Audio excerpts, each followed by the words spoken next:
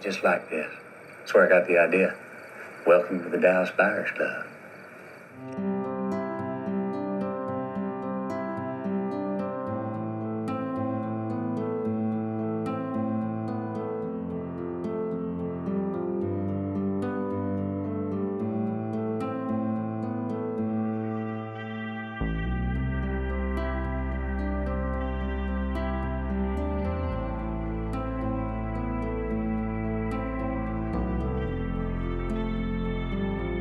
Based on all the evidence we have, we estimate you have 30 days left to put your affairs in order.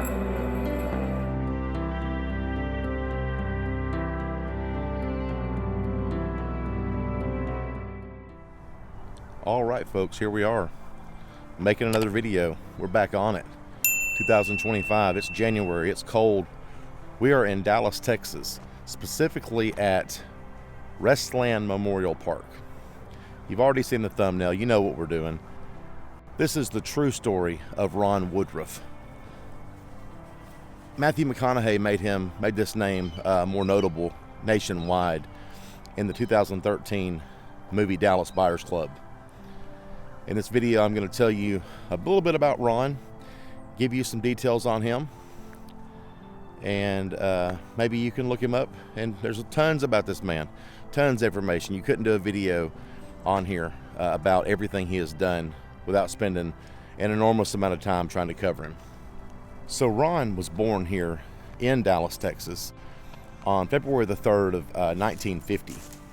His parents, Garland Odell Woodruff and Willie Mae Hughes, they're buried here. You'd be surprised how much information you can find from just like find a grave when you're trying to find somebody. I haven't been to his grave yet, but it tells you the location of where they're buried at. It'll give you pictures sometimes. And in this situation, he's buried in a really, really big area. And the only thing I have to go to find his grave, the only thing I can use to help me find it, there's a photo. And it shows trees and a building in the background. Now, I am parked near the area, and I happen to know he's buried right back in there. There's a building back over there. I don't know if you can see it or not. But that building is kind of the indicator that I'm going to use to locate his grave. We're going to walk that way while we're talking. Like I say, it also says his parents' names on there, and I clicked on them, and they're buried here too. So I'm going to bet you they're buried right there with him, if I had to guess. He was first married to Mary Pybus on June 28th of 1969 here in Dallas, and they had a daughter. Now, they divorced in 1972. Right in 1972, he married another woman, Roy Flynn, here in Dallas. They divorced in 73. Old Ron was going through them, okay? I hate to say it like that, but when you read more about this guy in a lot of detail, you'll see he was that kind of guy. So they divorced in 1973. He then married Brenda Sherry Robin on October the 4th of 82. So he had about 9 years there. He decided to be single. That marriage took place in Lubbock. They divorced in 86, just about 4 years later, 4 years later, after he was diagnosed with HIV. Now, it is said that Ron had quite the personality. Several descriptions of him were just kind of vibrant, lively. Sometimes the type of personality that puts you a little bit on edge, okay? He was even known at one point to carry a gun into a doctor's office. I couldn't find a lot on that, but they said he did it, and his doctor ended up basically firing him as a patient. Now later, Ron wrote a letter, sent flowers to the guy, and the doctor took him back. Now, it was said that once he was diagnosed with HIV, that Ron had actually lost just about all of his friends. And the movie Dallas Buyers Club, it depicts Ron prior to being diagnosed with HIV as being quite the homophobe. They say that in real life, on the contrary, that he actually, he did not harbor any feelings like that towards people of any belief, and that he actually was openly bisexual. Now, there are a lot of mixed reviews on that. I wish history was more accurate and people wouldn't just tell crazy stuff without doing a little bit of due diligence, a little bit of research, and release factual stuff as much as they possibly can. Anyways, I'm ranting. So in actuality, Ron was a member of the Dallas Gay Alliance. So after suffering from the side effects of AZT, I'm going to put that on the screen because I don't know what it is, and I clicked on it and I can't pronounce it, so I'm going to put it on the screen now. But after suffering from the side effects of that, Ron began looking for other drugs that he could use to further possibly prolong his life. He acquired nutritional supplements and drugs that were not approved by the FDA. He was getting stuff from across the border and bringing it into the United States. He found a lot of this stuff he was bringing in was actually helping his symptoms that the stuff that the doctors were giving him obviously wasn't. So Woodruff established what he called the Dallas Buyers Club in 1988 as a front for distributing all this type of stuff to AIDS patients. Now, despite Ron only being given about 30 days, we're going to head over to his grave area now. When we get there, I'm going to walk you through how I'm going to find it. I know the general area that it's in.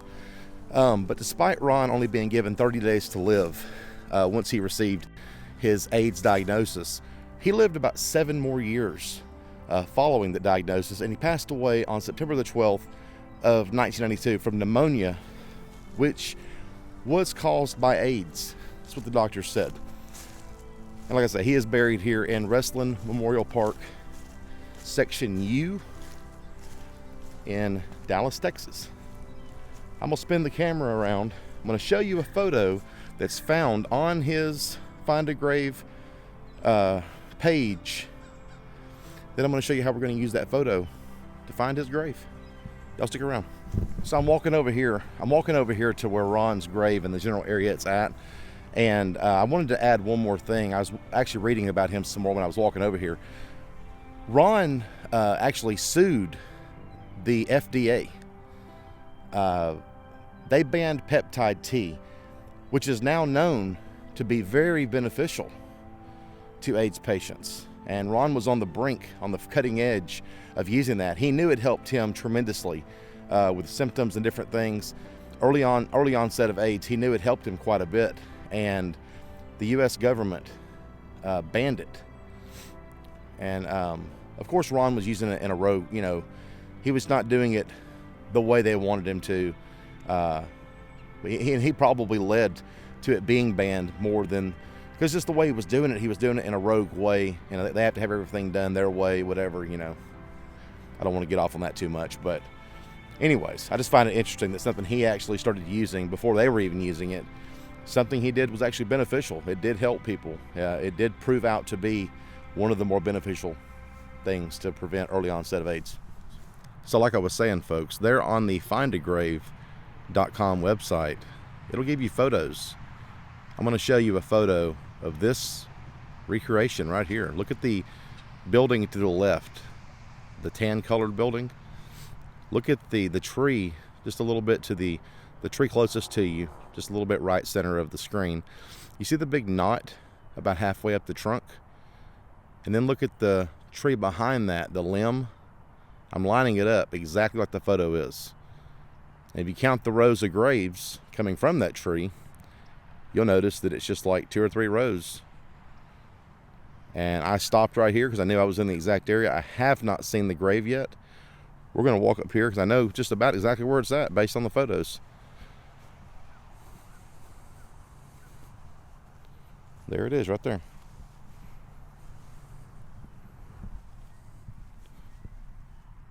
Ronald Dixon Woodruff, February the 3rd, 1950, August the 15th, 1992.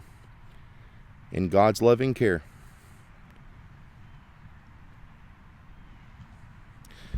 And just like I thought, Willie Mae Hughes Woodruff, November 25th, 1917 to November the 19th of 1996. It's pretty crazy. She outlived her son. That's horrible. God's greatest gift returned to God, our mother and grandmother. So that would have been his mom. And Garland O. Woodruff, Sergeant, U.S. Army. March 17th, 1917 to December the 3rd of 1983. So that means that Mama had to bury her son and her husband. And that, my friends, sucks. Women are tough, you know what I mean? Women are tough. I don't want to go down that rabbit hole. I'm sure I'll say something to aggravate one of you tough women. But with that, we're going to wrap this video up. Ron Woodruff, Dallas Buyers Club. Matthew McConaughey, great movie. 2013. Thank y'all for coming to watch my video today. I'm not going to do any bonus footage at the end of this one. Maybe this is the bonus footage that I would have done, my rambling. Y'all leave a comment down at the bottom. Tell me something you'd like to see. Tell me something I did wrong. Tell me something I said wrong. Tell me something I said right. Just hit me up with a comment. Let me know. Maybe share this video somewhere. It's all good. Thank y'all so much for sticking around. I haven't been doing a lot of videos. I do know that. And this might be the first one I put up in 7 months. I don't know. I'm doing about 8 videos, maybe 10 this weekend. I've got a little bit of a cold. Throat's a little bit screwball. Thank y'all for sticking with me through that. We'll catch y'all on the next one, folks. I'm just rambling like I always do. See ya.